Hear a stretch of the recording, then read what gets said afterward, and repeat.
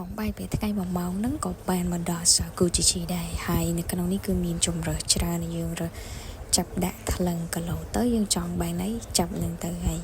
នេះគឺប្រូហែវសបាយអដល់ហើយចាប់យកចាំមើលពេលថ្លឹងនឹងខ្លួននេះអូខេយើងមកថ្លឹងហើយ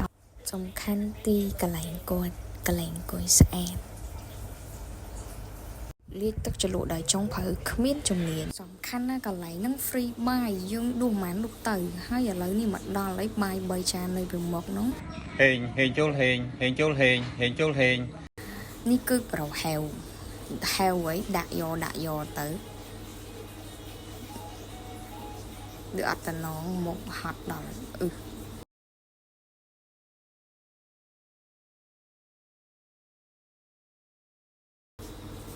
សុខបាយទៀត